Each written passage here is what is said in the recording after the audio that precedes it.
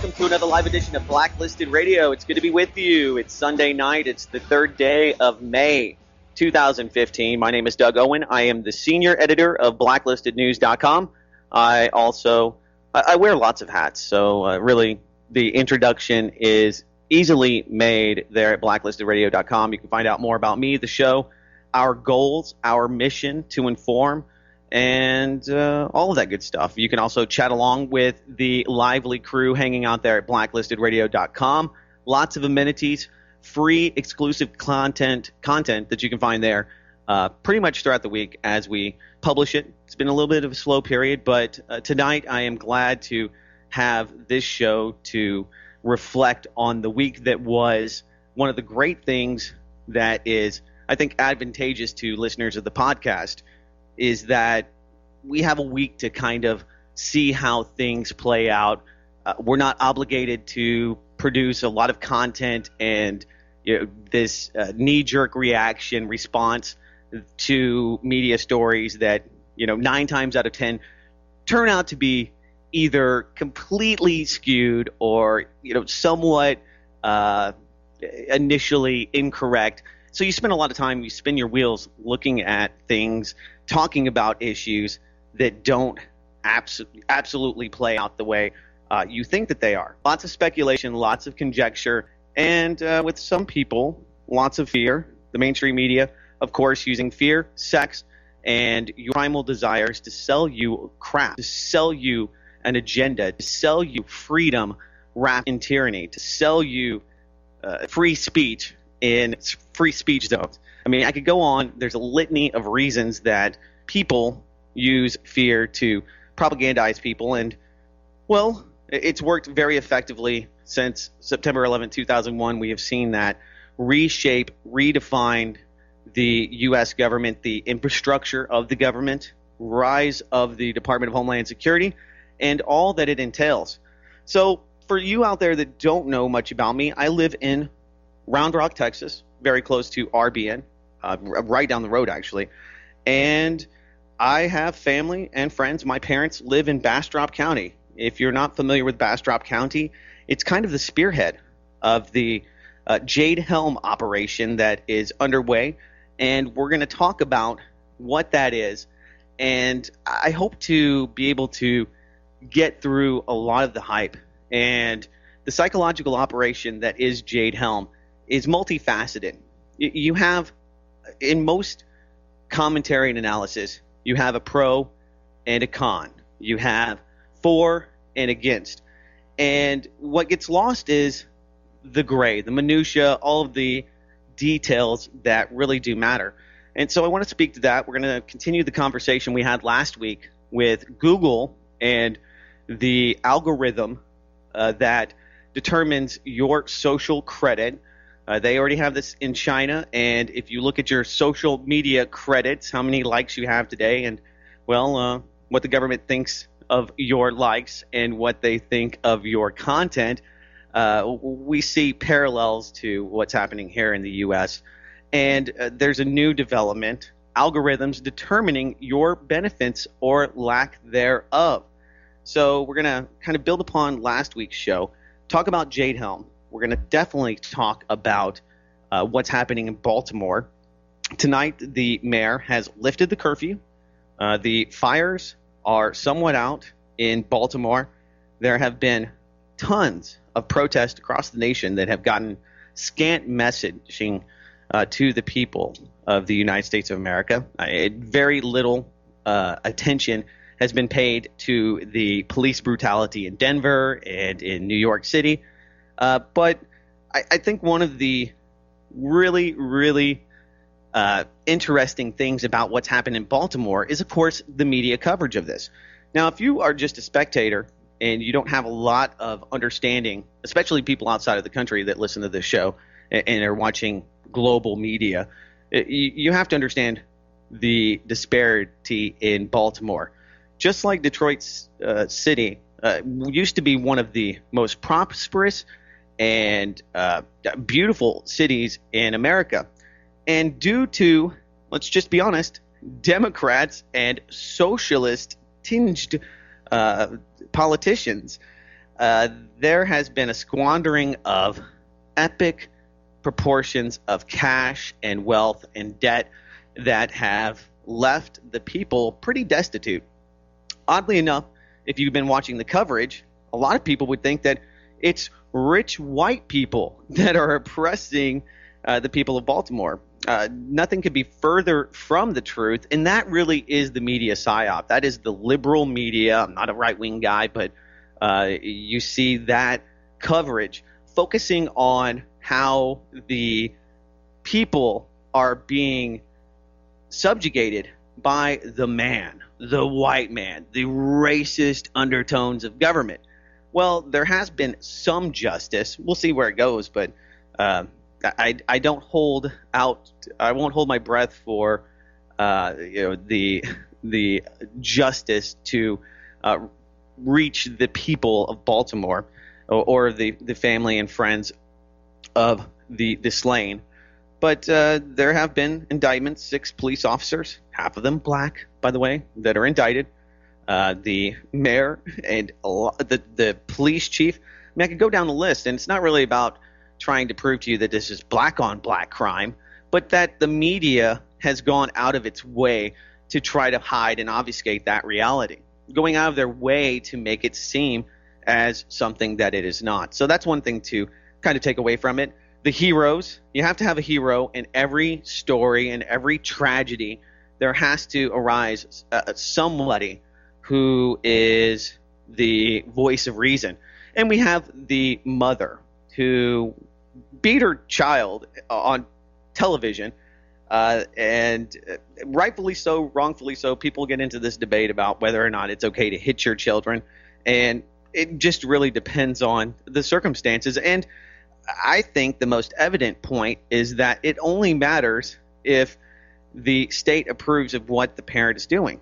Now, if you're doing this to get your children to bow down to the state, to not aggress against the state, then it's okay to beat the hell out of your children. Maybe if you're a black person and you are a single mother with 5 other female daughters, it's appropriate to beat your child. If you're a white Stepford mother who dare lay a finger on her little darling, you might end up having to go through the bureaucracy of dealing with CPS. Who knows what you may have to deal with. I mean, you will be ostracized by the community. You will be shunned. So, when we talk about racism and racist policies, none could be more evident than the political coverage of this event. And let's just be honest. I mean, the media has, Fox News, case in point, took pictures of violence and protests in Venezuela. They were caught red-handed portraying this as scenes from Baltimore. So people that just don't hold the media accountable or don't realize that what they see many times is not even a grand conspiracy to make things seem as they are not, or to hide the truth. But it really comes right down to laziness. Finding some B-roll footage of protests and people setting fire and presenting that as truth, as reality to the people out there, highlights, 1, I mean, how unethical could you be? 2, laziness. You can't trust the media, not because it's always that they're out to get you, but they're lazy and they work for corporate sponsors that they have to kowtow to. So working through that system and understanding how it operates on its face should make people a skeptic. You should make you very weary of the information that you're getting from these embedded institutions that have embedded government. And really, the only reason that they are considered legitimate is because they have guests that are in high positions in government. If I could get Jeff Johnson, head of the Department of Homeland Security, on this show, all of a sudden, that would give me this veil of legitimacy when I talk to people that are concerned about the direction of this country and the misappropriation of energy, resources, and wealth, our futures, and our children's futures. You're kind of crazy. You're a weird guy, and you're missing the point. You're you're just not adept. And that is how things are portrayed. If you buy into that, I don't know what I could tell you. This isn't a political activism show. If it's an awareness campaign that we are trying to communicate to people or to some end, trying to create a change, I think the only thing that I can do is to lay lots of skepticism into the foundation of how we view and interpret media. So, we talked about what sells: sex, the appeal to your primal instincts, and violence. Those are primarily the biggest focal points for media to sell you anything. I don't care what it is, whether it's SOPA, CISPA, the Orwellian named, what's this new Enhanced Freedom Security Cyber Bill? I just saw this today. Just one of the many of them. The USA Freedom Act. There you go. There's a mind effer for you out there. It's just another word for lost liberty, according to Ron Paul, who's another crazy person. And I think that, when I listen to Ron Paul, I mean, people think he's radical, and then I realize, oh my God, people think he's radical. I can only imagine what they think of me. If you worry about what people think about you, then you're going to fall victim or become just another mockingbird media mouthpiece. So freeing as it is to be able to do the podcast, the live call-in show, and the rest of it, it frees us to have unadulterated, real conversations that don't have to be somehow legitimized by government. So nonetheless, with the Baltimore riots, I mean, ultimately the riots were not nearly as horrific as the media made them out to be. The National Guard being called in is just standard operating procedure today. And we have the response now being really hashed out. I mean, the NYPD has a clandestine unit, an information unit that goes to these protests to bring back information, to look at provocateur networks that go state to state, some of which are probably state supported, part of the CIA tradecraft. But nonetheless, it shows you how very deeply concerned the police departments and the U.S. military are in keeping people calm and maintaining law and order. Hence, Jade Helm. Now, if you're in a closet somewhere and you haven't heard about Jade Helm, the definition, the actual description of this operation is to blend in and work within communities. It's the Department of Defense, the Department of Homeland Security, the Green Beret, Navy SEALs, every special forces operator that you can imagine, working in tandem with your local law enforcement governing bodies, multi-jurisdictional task forces, and all of the different groups and entities and coalitions, everything from InfraGard to deputizing the local government into I guess you could call it martial law, a state of emergency. We're always in emergencies, and when they arise, well, the state wants to be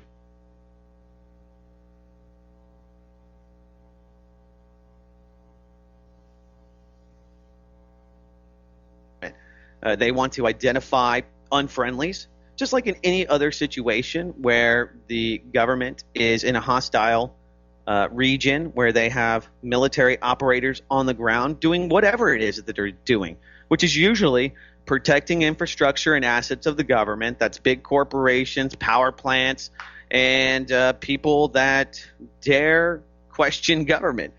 This is not new. This is not something that's unique to the United States, and it's really, part of the full spectrum doctrine. It's part of maintaining control when there is the lack thereof. So what's happened is that it's insidious in and of itself. The operation speaks volumes about the way the government feels about the American people, especially the people in the South and people that live in Bastrop County and rural areas. They've had a lot of issues lately with those type of people. Clive and Bundy, perfect example. You have the group Oath Keepers and other militia members from across the fruited plains that have come to the aid of Clive and Bundy, rightfully or wrongfully. I don't even know how I really feel about the wrongs that have been committed by the Bureau of Land Management against Clive and Bundy. It really doesn't matter. The point is that the people, the citizenry, have been able to rebuke the government. They have been able to push off the handlers and the federal authorities in that instance. Ed and Elaine Brown, that showdown that happened in New Hampshire just a few years back, Ed and Elaine still in prison, probably till their deaths, will be incarcerated for, well, Ed was structuring, according to the government, their story is that he was structuring money and that he was trying to avoid taxes. I'm not a big fan of taxes, and I don't think that they're legitimate. So even if he was, it doesn't mean that I think any less or more of him for that. But nonetheless, he said, no, I'm going to do this out of principle. I'm not going to pay these taxes, and you're not going to take me to jail. Luckily, nobody was killed, but the FBI infiltrated the groups just like they have always tried to do. And before you know it, there were some shady circumstances, and they took Ed and Elaine Brown. They didn't do that to Clive and Bundy, but you have some miners in Washington that are in the same kind of standoff, where you have property rights activists and those that believe that these agencies, extrajudicial agencies, have no authority. Now, this is the big problem for the government. I mean, that is what everything they have is based upon: authority. All right. Oh, yeah, you were. Yeah, that's right. Just to mention, yeah, they actually had a show on RBN, Ed and Elaine Brown, and our producer tonight, the man, the myth, the legend, Manny, actually helped produce their show. And, yeah, it was really wild times in the Patriot community. This is pre-Ron Paul. This is really the prior to the Ron Paul revolution, or lack thereof, once again. But nonetheless, you have a lot of these situations that are popping up. And so the government wants to be able to infiltrate and to be able to send special operations groups, battalions, operators, private contractors, although that can be messy. That can be sometimes not as tidy an operation as having actual military members engaging the public. So I think that that's honestly why they opt to do things like Jade Helm. So it's pretty obvious to me, and I think anybody that is paying attention, as to why Jade Helm exists. Now, people are catching on, and because of the hype and because of the local media attention, Governor Abbott, he is the successor to the Governor Rick Perry here in Texas, and he has a special envoy that is going to be monitoring the Jade Helm drills to make sure that they are not infringing on people's liberties, blah, blah, blah, blah, blah. Doesn't matter. Probably not going to be able to do a whole lot, even if he wasn't, a crony, which he is. Most of them are once they reach governor level. Not to disparage just Greg Abbott, but yeah. So there's a lot of interest. We'll continue the conversation and break down, I think, some of the fallacies in the arguments and how people that mean well end up really falling into a trap. And we'll take your phone calls, your comments, and your thoughts. You can also text me 512-222-3067. More minutes. It's Blacklisted Radio.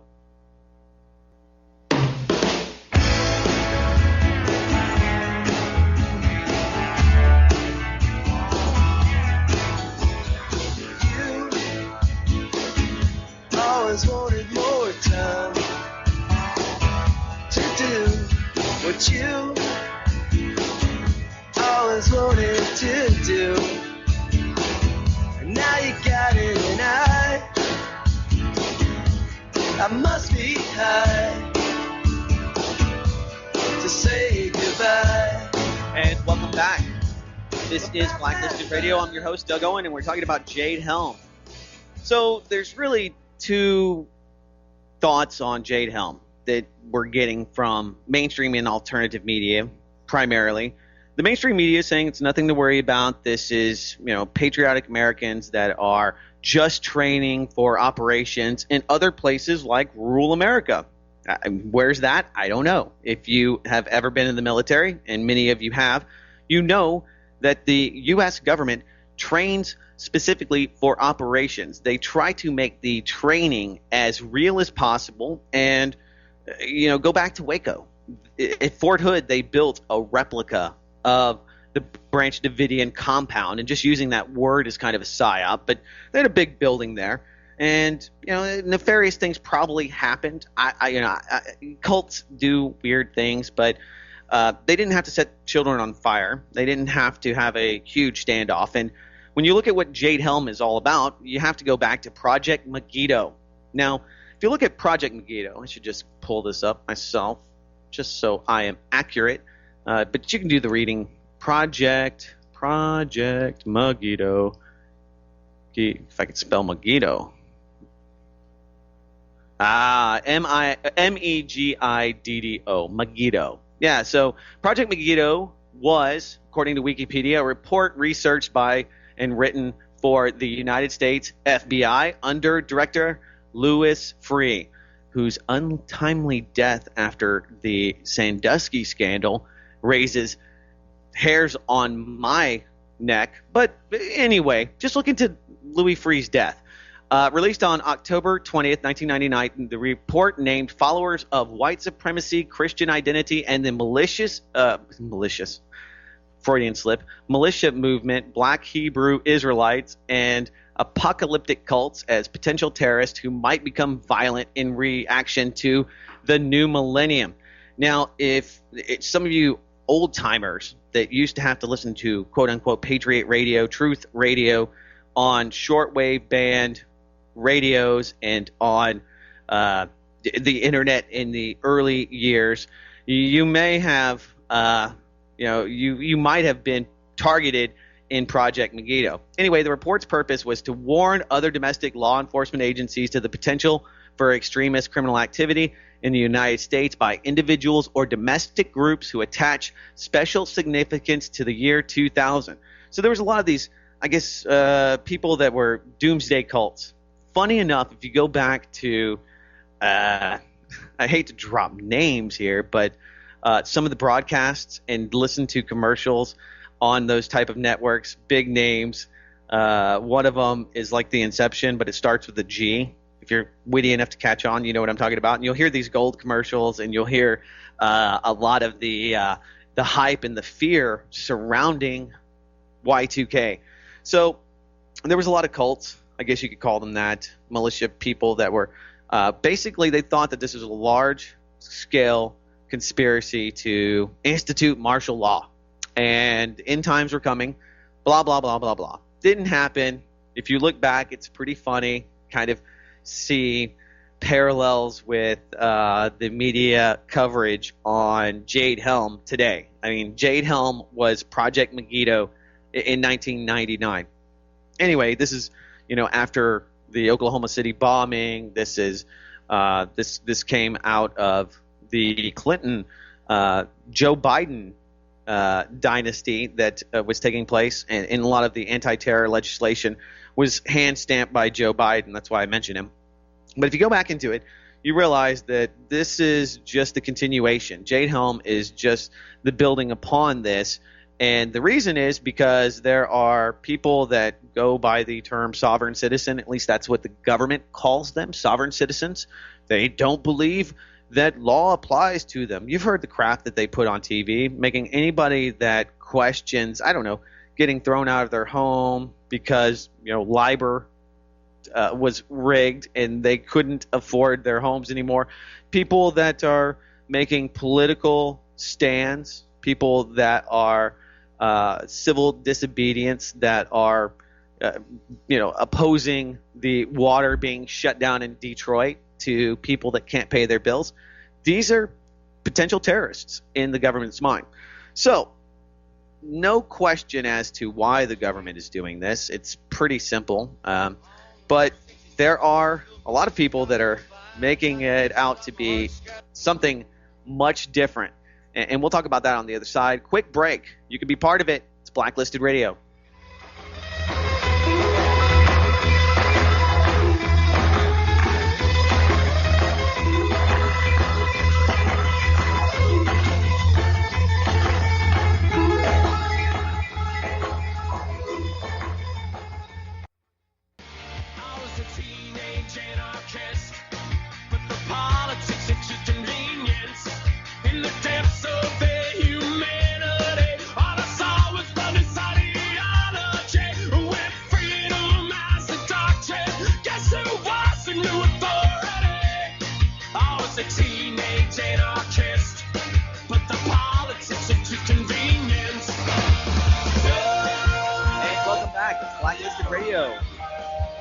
We will be taking your phone calls. We're talking about Jade Helm.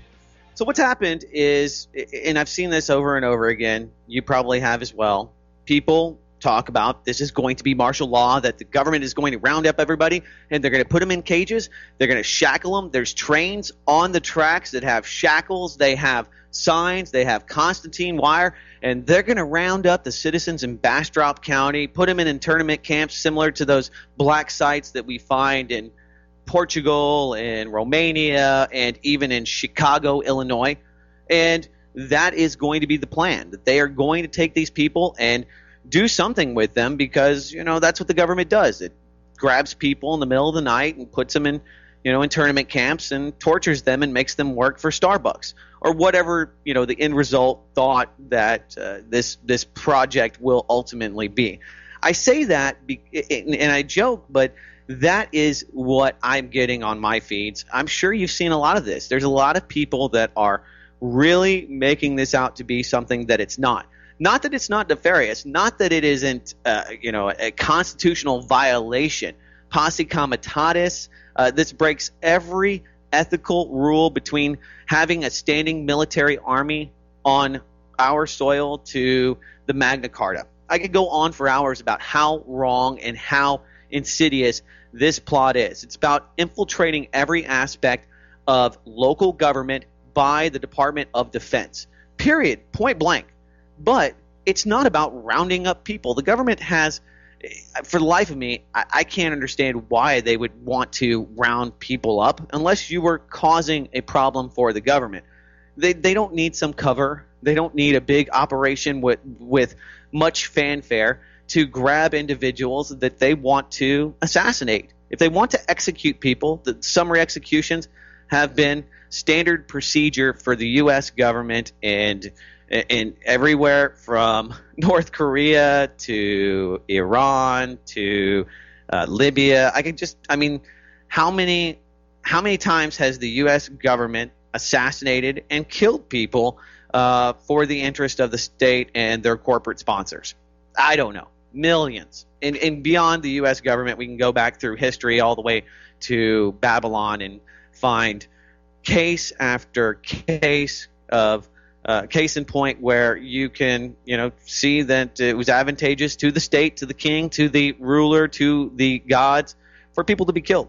But what happens is when martial law doesn't happen, when people aren't rounded up and put in cages, when the paramilitary troops in Blackwater don't come storming into Walmart and putting you into the underground caves that take you to Northcom, people say, well, see, you people are idiots. There's nothing to worry about. You people are worried about martial law. What dummies you may be for, buying into this. So what happens is, rather than talking about the issue, they talk about how wrong those stupid conspiracy theorists were. Oh, you're a conspiratard. They've got a lot of names for those people.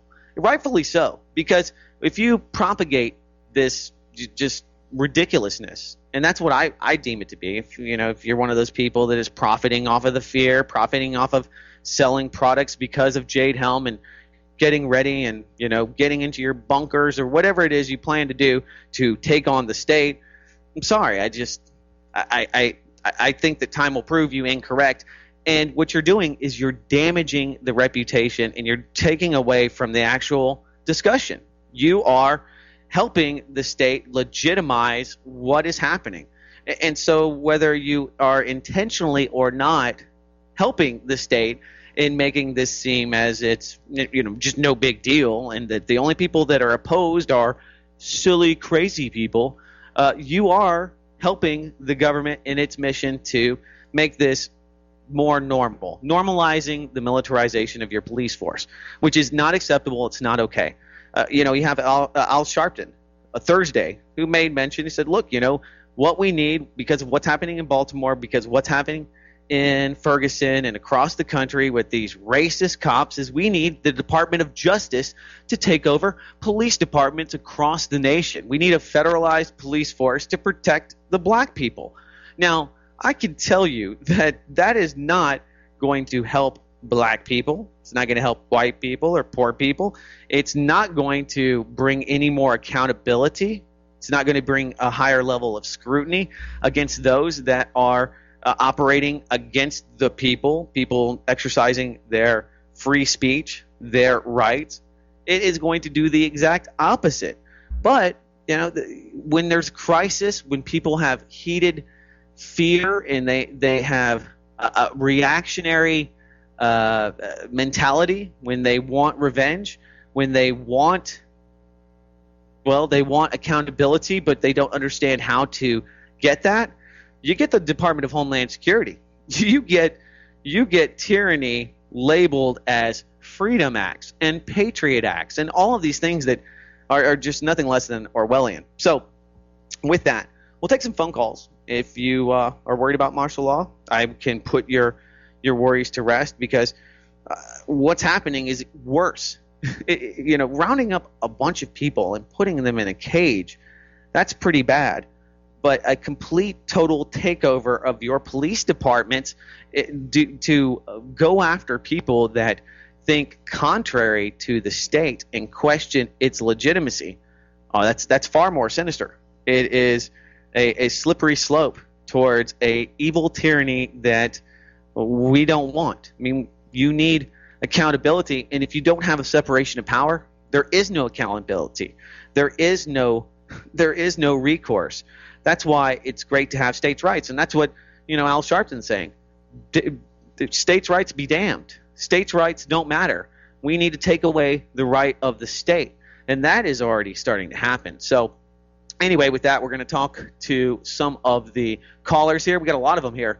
Let's go to I guess we could go to Sovereign Man in Freedom Land if he's still on the line. I am. All right, Sovereign Man, what's going on? Hey, greetings and salutations. Well, I would say that what we're experiencing is what's called the old Russian two-step. And what they'll do is they'll implement a situation, i.e. this opportunity with the Freddie Hill thing, the Freddie Gray thing in Baltimore, right? Right. It just happened to coincide with the beginning of Jade Helm. And that kind of sparked brush fires of protest in 30 other cities. So that activated the whole thing throughout the whole nation in the 30 cities. But back to the Ed and Elaine Brown thing, a lot of people don't know that Ed headed up two organizations. One was the Constitutional Rangers, and the other one was the American. It was the Committee on Un-American Activities. Right. See, when that was happening, Homeland Security was in its infancy, and they had to nip those two organizations in the bud because, DHS is illegitimate. Oh yeah, and I'm sure that put him on the radar. And if you're heading up, we saw what happened to the Texas militia just a few months ago. They went into one of their meetings and the Republic of Texas. Right. The Republic of Texas. They took pictures of them. They took their fingerprints. They took their phones. They took their electronic equipment, and they downloaded it. They took their files as well as their computers. And as far as I know, there's no charges thus far being brought against any of these people. So you're right. The targets are people that are trying to, to create resistance to, this overreach by the state, and doing that in an organized fashion. Yeah, it's like I said, it's a Russian two-step. They'll test the waters, and then they'll step back and they'll say, "Look," and everybody will go, "Oh, thank God they're gone. Oh, thank God the curfew's over." Right. But it's still the mayor from Baltimore. She's actually on a committee with like five other mayors to bring about federalization of the local police. Sure. Oh, yeah, that's happening through the 1033 program and all of the bennies and free training that these police departments receive. And then, it's a buyout, really. I mean, it's multifaceted. They're paying for the training. They're having private military contractors like Triple Canopy do that training, IED training. They're really militarizing them through that, giving them military weapons through 1033 and other programs. And they are just buying the police departments everything from free lunches to body cams. So it's not a matter of if it's happening; it's just at what pace. Exactly. Yeah. Will it be? Basically, they test the water, see how much the people will resist, and then they still are advancing. So. Yeah. Hey, Salvadan, I appreciate it, man. I really do. And we're going to move forward. Have a few more calls here. Let's try to go to Chris in Canada before the break. Chris, what's up? Hello? Hello, Chris. What's up, man? How you doing? Hey, bud. Sorry, there was a beep there. I'll just say quickly, I still miss Oracle. As do I. I don't miss all the other stuff. The network doing the shows and providing that fun, all of the other things that you have to do behind the scenes and all of the technical stuff, not so fun. Just ask Manny over there, but appreciate it. This is a true story. You're talking about in the United States. You're talking about the Clintons and the Bushes, and it does seem to be a pattern going on here. Just slightly, yeah. Yeah. Well, here in Canada, we got Trudeau 1, Trudeau 2. Right. And here's the really serious funny, and I will go to court on this one. It's a true story. I was on a radio show last night, and I was talking to a person that was listening to that radio show, and as I was speaking with him, a man by the name of, and I'm allowed to say this because he's running for the Liberal Kingston and the Islands federal election, Mark Garretson, okay, is an ex, or I'm sorry, a former mayor of my city. Okay. Now his father is the ex-mayor of my city, who actually ended up being the federal. So liberal. yeah, I mean, you're just speaking to nepotism here and how it's just family dynasties over and over again. That's right? I think I do feel that's the point I'm trying to get. The irony to this is that he actually walked into my driveway today and handed me his card, and I laughed at him and I said, "I'm confused." I said, "You are mayor?" And he went, "No, I'm your ex-mayor." And okay. Yeah. But it's the same families doing the same freaking thing to us. Yeah, and people keep electing him. They keep thinking that, Hillary or Jed Bush or whoever it may be is, electable. And it's just a constraint of people's, imagination and ability to think outside of the two-party system, think outside of really it's a two-family system, the dynasty. And Yep. you know, and people are calling for it. Chris, you know, I appreciate the phone call. We have to move forward. We got a few more calls, and then I Yep, do go want ahead. to move into one last story here in the final segment. Mike in Minnesota, you're live. Hey, Doug. How you doing, Doug? I'm doing well, sir. Yourself? All right. Thanks for taking my call. I remember you and Shepard and Ballas from the Oracle Roundtable, and I think it was Black Talk Radio sometime back, but Yeah. good to hear you on the radio. And glad you found us. yeah, this whole Jade Helm thing, though, it could be something, maybe not. There was a thing down in Texas, and Alex Jones was beating the war drum over that one a few years back, and it was called LEO 2 or something. And it was some federal law enforcement, but mostly like state law enforcement exercise where they were, pulling everybody over on the highways and, in the middle of nowhere checkpoints and, where they'd pull up and just park their cars sideways and just start stopping people. Sure. Going through their stuff and, and it was supposed to be like a multi-state, goings on in that. It's going to be martial law. They didn't put blah, people blah, on trains and shackles, though. But yeah, it's pretty insidious. But it's like, show me the pictures. I hear all this stuff about 50,000 Chinese in Mexico and all this rubbish, and I've yet to see a photograph of this one trucker who's went down there and said he's seen 10 square miles or whatever of Chinese vehicles. Show me at least a photo. Not Photoshop, but a real deal taken. You would think it'd be pretty easy. Yeah, it would be really easy to do. I mean, everybody has a smartphone or a digital camera. You can buy those for like $5, probably less than that now. It would be pretty easy to. I mean, you could even Photoshop it. I mean, even if you wanted to be more convincing. And I think that's why those kind of stories, they prey upon people that are not that witty, and those are the kind of people that will just pour money into the coffers because they are frightful, and they believe that whoever's saying this has some kind of insider intel, and you hear it over and over again, and it really does discredit I think real alternative media journalism that is trying to strike at the root. Oh, without a doubt, because when you hear the same individual over years,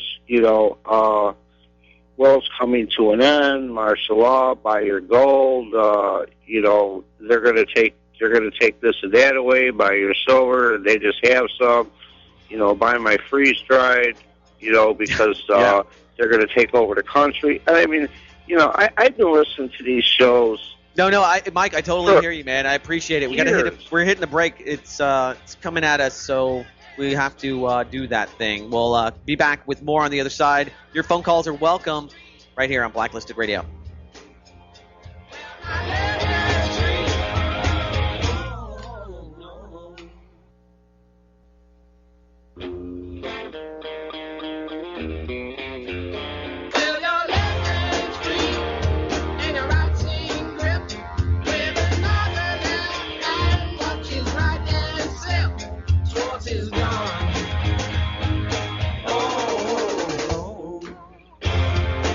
All right, welcome back. It's the final segment here on Blacklisted Radio. Oh, man, I miss doing this. I wish I could do the show more often. One of these days when my son gets a little older and we have a little bit more free time, I hope to do this broadcast in a fuller format in some point in the near future. But I want to continue to take phone calls here. We have a few more moments, and we have some callers on the board. We got Chris in Canada. We got Mike in Minnesota. Let's go to Kentucky, where I put my attention and a few dollars on the ponies for this weekend, which was a huge weekend where people wear ridiculous hats and crazy outfits just to watch horses run around in circles. It is Americana. Let's go to Mike in Kentucky. What's up, Mike? What in the world are you talking about? The Kentucky Derby this weekend. Where have you been? Kentucky has a Derby? Apparently.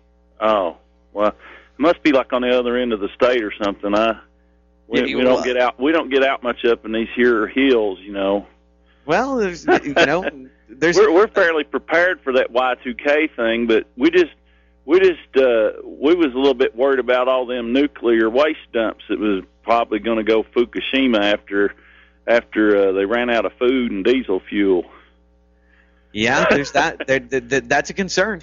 The state here in Kentucky asks people to be prepared for 3 weeks with medication and water and food in case of a winter storm or a tornado, which we have seen in the last few years, but people don't listen to that either. I mean, and we've seen ice storms where people had power without electricity and were trapped by trees across the roads for weeks, but they're not prepared for it, you know. So, and if you go for 4 weeks, if you prepare for maybe a month, then you're probably, of the interest to the state. They want to know more about it. Like, oh my God, this guy, he's preparing for 5 weeks. And they've been profiling us for a lot longer than people realize because of the stuff that William Binney has come out with, not just Snowden. And I knew that back in the late 1990s, and nobody would listen to what I had to say, not reporters that were even affected by it. It was like the third rail of any story, and you're, like you say, if you talk about certain subjects, you're the tinfoil hat conspiracy theorist, even if you've got proof of it. Yeah. And I use your site a lot because you aggregate a lot of news, and so you get a lot of, I don't know if you'd say honorable mentions, but in local TV 10 land here in Moorhead, a lot of people in northeastern Kentucky know about Blacklisted News, and have done so for years. So it's I really am glad to be able to talk to you on the air. I don't think I've ever called in on your show before, but I investigated Y2K quite extensively, and when I first put up my little web page as a placeholder, and we've never done anything with it, we were getting hits from military bases using Windows 3.1 and Netscape Navigator in 2004. Wow. At least that's what they were spoofing themselves as. Sure. So we had some old computers, 286s and 386s, and even some 486s. Mike, man, you know what? It's great to hear from you. We're up against the break. It's the end of the show. So, man. It's great to connect, and it's great to hear from so many people out there that have been paying attention and listening for years. I'll be back next week, and you can always hit me up on the text line. Send me a voicemail, 512-222-3067, of course, at blacklistedradio.com. Thanks to all of the callers and our wonderful producer, Manny, and RBN. We'll be back next week. Till then, take care.